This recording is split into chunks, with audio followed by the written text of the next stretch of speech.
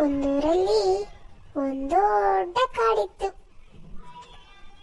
ಆ ಕಾಡಲ್ಲಿ ಎರಡು ಹುಲಿಗಳು ಇದ್ದವು.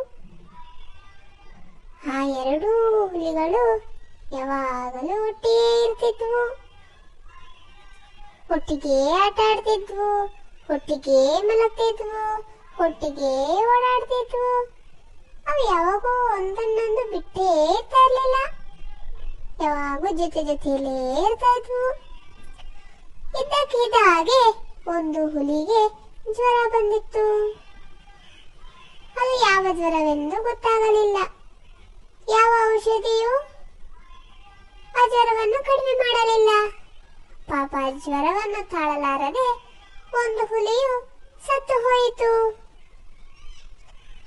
ಪಾಪ ಯಾವಾಗಲೂ ಒಟ್ಟಿಗೆ ಇರ್ತಿದ್ದ ಹುಲಿಗಳು ಈಗ ಒಂದು ಹುಲಿ